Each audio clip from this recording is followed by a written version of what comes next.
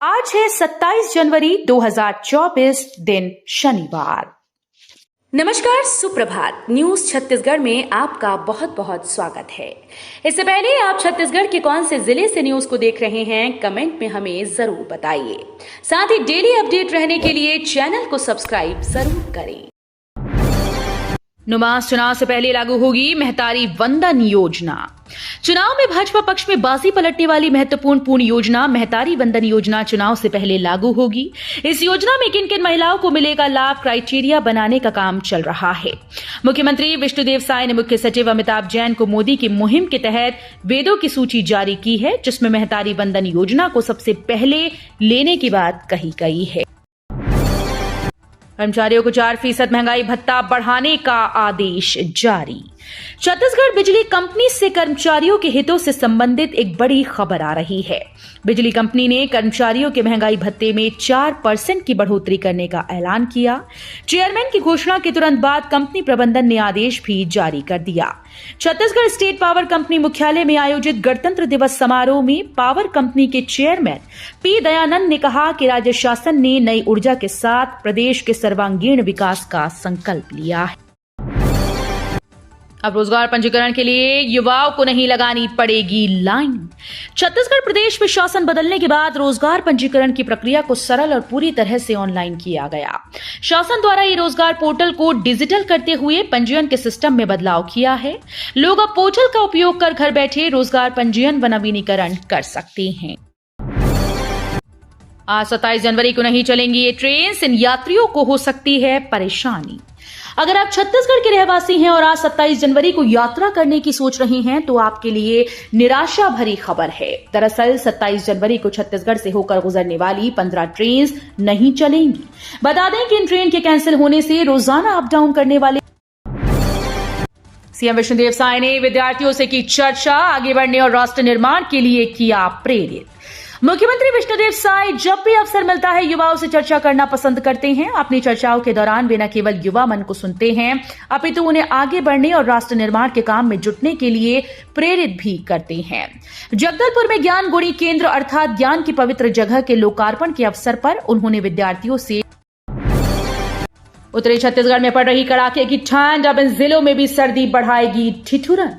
प्रदेश के उत्तरी इलाके में कड़ाके की ठंड पड़ रही है। अंबिकापुर, बलरामपुर, पेंड्रा रोड में शीतलहर जैसे हालात हैं। गुरुवार को बलरामपुर प्रदेश में सबसे ठंडा रहा। वहां का तापमान 4 डिग्री रिकॉर्ड किया गया।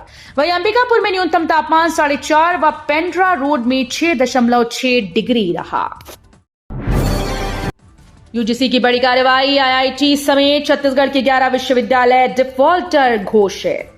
छत्तीसगढ़ के कई नामी विश्वविद्यालयों को यूजीसी ने डिफॉल्टर सूची में डाला। राजधानी रायपुर समेत प्रदेश के कुल 11 सरकारी विश्वविद्यालय डिफॉल्टर सूची में शामिल हैं।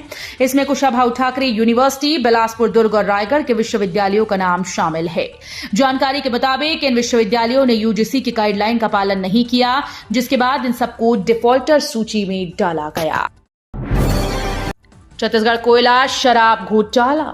छत्तीसगढ़ में शराब और कोयला घोटाला मामले से जुड़ी एक बड़ी खबर सामने आ रही है। शराब और कोयला घोटाले मामले में ईडी ने रायपुर के एंटी करप्शन ब्यूरो में एफआईआर दर्ज कराई। सबसे बड़ी बात यह है कि इस मामले में 100 लोगों के खिलाफ नामजद एफआईआर हुई है।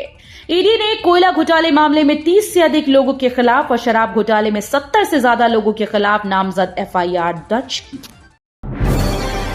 भूपेश बघेल डॉक्टर रमन सिंह के गढ़ से लड़ेंगे लोकसभा चुनाव। कांग्रेस स्क्रीनिंग कमेटी की बैठक में हुआ फैसला। छत्तीसगढ़ में सत्ता परिवर्तन के बाद अब कांग्रेस ने बीजेपी को घेरने के लिए एक बड़ा कदम उठाया। सूबे के पूर्व मुख्यमंत्री भूपेश बघेल लोकसभा का चुनाव लड़ने वाले हैं। वे राजनांदगांव से लोकसभा चुनाव लड़ेंगे। इसे लेकर स्क्रीनिंग कमेटी की बैठक में प्रस्ताव रखा गया है। बैठक में मोहम्मद अकबर ने ये प्रस्ताव रखा। एनएसपीसीएल में अमोनिया गैस रिसाव से चपेट में आए 4 कर्मचारी।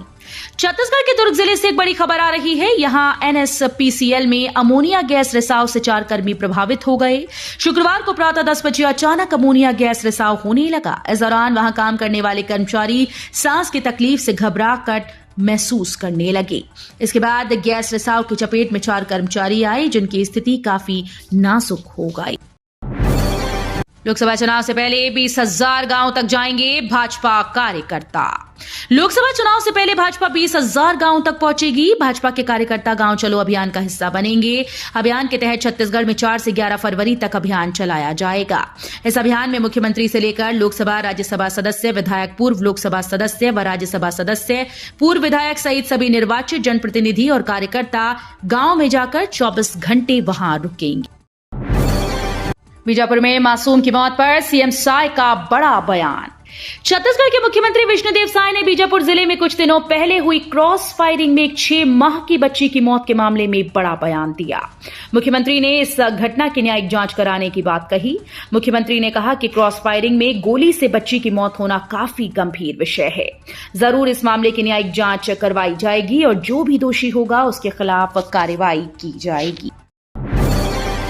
धर्मांतरण वाले बयान के बाद कवासी लखमा को बाबा बागेश्वर के कार्यक्रम का न्योता। छत्तीसगढ़ में एमपी के बागेश्वर धाम वाले बाबा पंडित धीरेन्द्र कृष्ण शास्त्री की श्री हनुमंत कथा का आयोजन किया जा रहा है। आज 27 जनवरी तक शहर के गुड़ियारी इलाके में कथा हो रही है। कथा में पंडित शास्त्री ने धर्मांतरण संबंधी एक बयान दिया था, जिस पर छत्तीसगढ़ के पूर्व मुख्यमंत्री कवासी लखमा ने चैलेंज कर दिया। इसके बाद दिलीप सिंह जूदेव के बेटे और भाजपा नेता प्रबल प्रताप सिंह ने उन्हें चुनौती दी। इस चुनौती से छत्तीसगढ़ में सियासी घमासान हो गया है। शिक्षक भर्ती में गड़बड़ी करने वालों पर गिरेगी गाज, ब्रजमोहन अग्रवाल ने दिए जांच के आदेश। कांग्रेस सरकार में शिक्षक भर्ती में गड़बड़ी करने वालों पर गाज गिरेगी। इस मामले की जांच के आदेश शिक्षा मंत्री ब्रजमोहन अग्रवाल ने दे दिए हैं। मंत्री ब्रजमोहन अग्रवाल ने कहा कि एक एक शिकायत की जांच कराएंगे, दोषियों को बख्शा नहीं जाएगा। अब हाथियों से मधुमक्खियां बचाएंगी लोगों की जान। वन विभाग ने तैयार किया पायलट प्रोजेक्ट। साल दर साल बढ़ते हाथी मानव द्वंद पर लगाम कसने की एक नई कवायद की तैयारी की जा रही है। एक हाथी प्रभावित गांव में मधुमक्खी पालन का पायलट प्रोजेक्ट शुरू किया जाएगा। हाथी विचरण क्षेत्र में मधुमक्खी पालन को बढ़ावा देने के लिए कलेक्टर अजीत वसंत ने उद्यानिकी विभाग को कार्य योजना तैयार करने के निर्देश दिए। शराब और कोयला घोटाले में नई एफआईआर। कोयला और शराब घोटाले को लेकर छत्तीसगढ़ में 2 अलग-अलग एफआईआर दर्ज की गई हैं। ये एफआईआर भ्रष्टाचार के खिलाफ कार्रवाई करने वाली राज्य सरकार की एजेंसी एसीबी ईओडब्ल्यू ने दर्ज की है।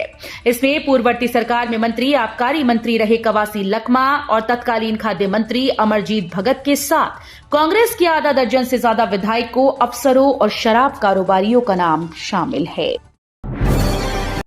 वित्त मंत्री ओपी चौधरी का बयान, पूरी होगी 3100 रुपए और महतारी वंदन योजना वाली मोदी की गारंटी।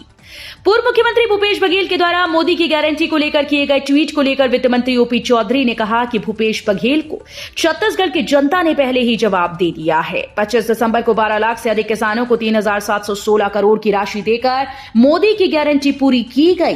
पहले कैबिनेट में ही आवासहीनों के लिए 18 लाख आवास देने का निर्णय हमने लिया है।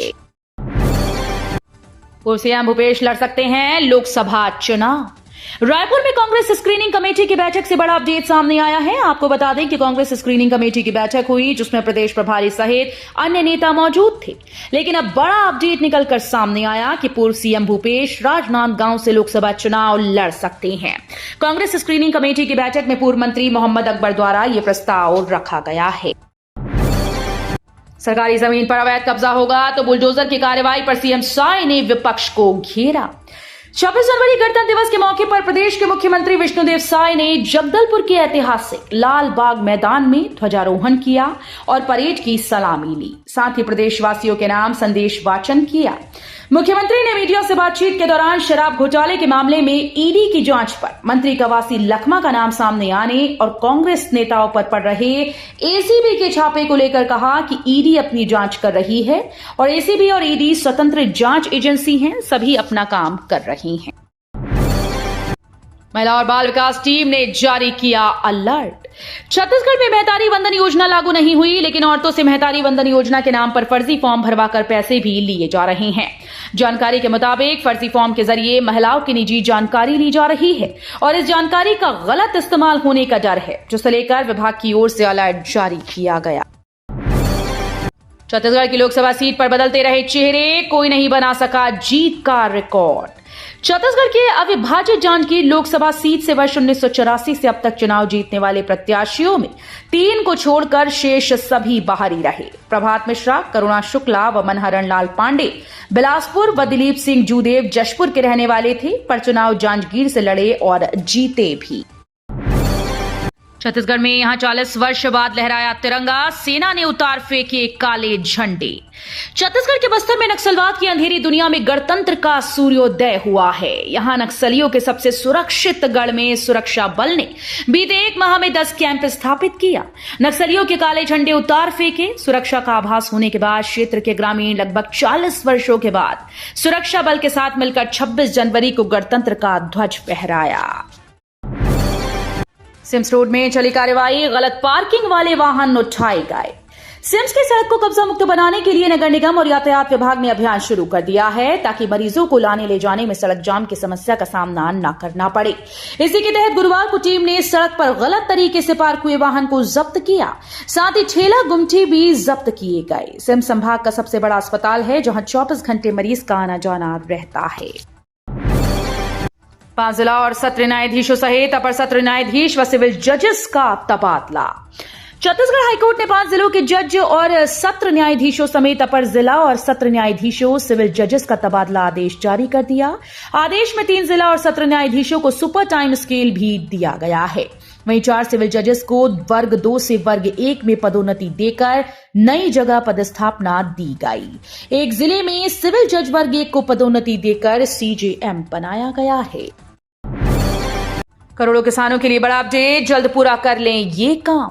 पीएम किसान सम्मान निधि योजना के लाभार्थी किसानों के लिए महत्वपूर्ण खबर है। अगली किस्त फरवरी अंत या मार्च के पहले सप्ताह तक कभी भी जारी की जा सकती है। ऐसे में जिन किसानों ने अब तक ही केवाईसी, भू सत्यापन और आधार लिंक की प्रक्रिया पूरी नहीं की, वे जल्द से जल्द करवा लें, अन्यथा 16वीं किस्त से वंचित हो सकते हैं या किस्त अटक सकती है।